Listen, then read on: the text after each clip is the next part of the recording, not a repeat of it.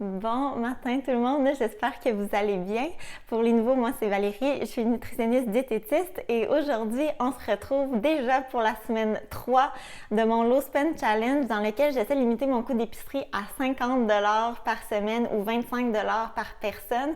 Ça se passe quand même plutôt bien depuis le début, j'ai hâte de vous montrer tout ça. On a fait l'épicerie hier soir, vendredi. Ça fait quelques semaines qu'on essaie de faire ça le vendredi soir, on aime bien ça, il y a presque personne puis ça libère notre fin de semaine.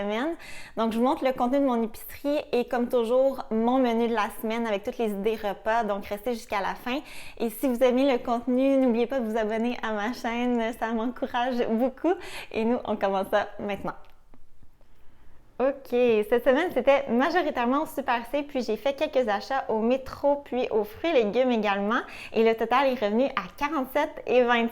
On maintient le cap. Dites-moi dans la barre de commentaires si vous suivez le défi avec moi, là, si vous respectez votre budget cette semaine. J'aime toujours ça vous lire. Puis comme toujours, je vais vous donner les bons prix dont je me souviens.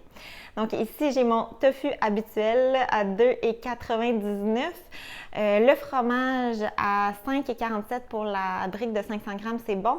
J'ai réussi à avoir mon yogourt grec nature avec un coupon au Super C à 3,79 $. C'est vraiment excellent. Habituellement, je ne suis pas chanceuse, il n'y en reste jamais, mais là, cette fois-ci, j'ai réussi à l'avoir. Je suis vraiment contente. La douzaine 2 à 2,44 $. On est vraiment choyé pour le prix des œufs ce mois-ci. Là, vraiment, il revient toujours bon marché. Ensuite, le chou-fleur à 1,99 $. Le céleri rave que j'ai réussi à avoir à 2,18 $ le kilo. C'est vraiment excellent. Puis, j'adore le goût du céleri rave. Je le fais en purée, rôti au four ou même en céleri rémoulade en salade. Là, c'est vraiment super bon. Le brocoli à 2,50 $ aux fruits et légumes. Le persil, il est vraiment magnifique que j'ai réussi à avoir autour de 2 $. La courge Buttercup qui revenait vraiment bon marché aux fruits et légumes à 1,96 $ le kilo. Puis pour ceux qui me suivent depuis longtemps, vous savez, c'est ma courge préférée. J'aurais aimé en choisir une plus grosse, mais elle était vraiment toute petite cette semaine. Les bananes qui sont toujours bon prix. Ensuite, le sac de pommes de 3 livres, le sac de pommes Empire à 2,64 $. Les clémentines, sac de 2 livres à 2,47 $, c'est vraiment excellent. Du céleri, j'avais besoin d'haricots blancs, j'ai 2 conserves et des tomates, j'ai 2 conserves également. Pour des recettes aussi, le lait de coco, puis j'ai la boisson d'amande qui revenait à 1,47 $, c'est un bon prix aussi.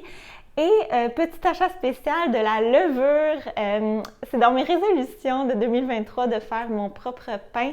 Puis j'ai presque plus de craquelin, presque plus de pain à la maison, puis j'avais pas les sous pour en acheter. Donc je me suis dit, c'est le temps de se lancer. Je sais que les grands formats seraient plus économiques, mais puisque c'est pas dans mes habitudes, je me suis dit, je vais commencer avec ça, puis si j'aime ça et que ça fonctionne bien, je vais acheter le grand format pour la prochaine fois. Donc voilà ce qui complète mon épicerie et on se retrouve au menu. OK, maintenant pour les repas de la semaine, samedi, c'était des pastas et fagioli. C'est une recette que j'adore et que je fais vraiment régulièrement, très simple à réaliser et je l'ai déjà présentée sur ma chaîne d'ailleurs. La recette emploie des haricots blancs, puis on passe une partie de la sauce et des haricots blancs au mélangeur, ce qui fait en sorte qu'on obtient une sauce crémeuse vraiment délicieuse à faire absolument. Pour dimanche, j'ai prévu cuisiner ma recette de soupe aux pois, une recette hyper réconfortante, parfaite pour les soirs d'hiver, vraiment simple à réaliser et très économique. Je vais m'assurer de laisser le lien de la vidéo en barre d'informations et j'avais justement des pois secs qui traînaient dans mon garde-manger depuis un bon moment, alors je voulais absolument les passer. Et pour accompagner ma soupe, j'ai prévu mon pain maison que je viens tout juste de terminer ce matin. Vraiment très très contente, c'est tellement le fun à faire. J'ai choisi volontairement une recette qui demandait que 4 ingrédients, farine de blé entier, eau, sel et levure tout simplement. Je voulais commencer avec une recette qui emploie des ingrédients qu'on a toujours à la maison. Je pense avoir un peu raté le ratio farine-eau. J'ai utilisé le 2 tasses qui était demandé et je trouvais que ma pâte semblait un peu plus mouillée que ce qui était présenté dans la recette. Alors, j'ai ajouté 5 cuillères à table de farine par la suite et après coup, j'ai regardé plusieurs vidéos et je me rends compte que ça varie beaucoup d'une recette à l'autre. Certaines pâtes sont plus mouillées, d'autres plus sèches. Alors, je vais devoir expérimenter dans le futur pour trouver le bon ratio. Mais malgré mes erreurs potentielles, le résultat est vraiment intéressant. J'y ai pas goûté personnellement encore, mais mon conjoint y a goûté et il me donne un 8 sur 10. Je sais pas si il est trop gentil, mais vraiment ça sent bon. Ma pâte a super bien levée, il y avait des bulles.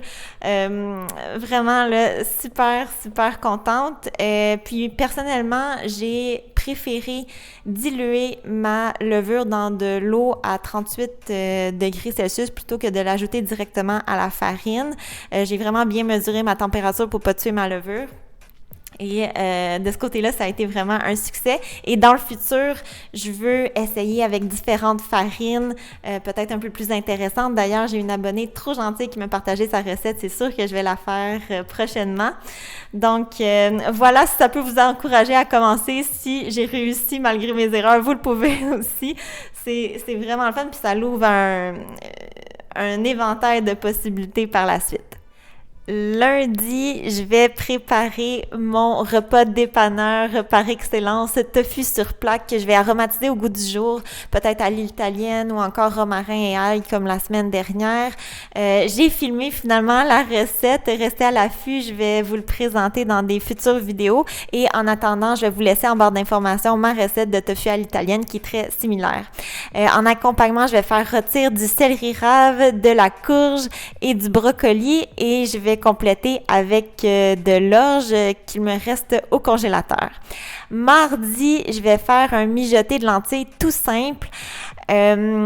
Je vais également vous laisser mon mijoté de lentilles préféré que je fais toujours au tahini, mais là je voulais faire différent, alors c'est un nouvel essai et je vais le servir sur une purée de céleri rave et de pommes de terre et je vais compléter avec du kale et du radis sauté à l'ail, ça va être délicieux.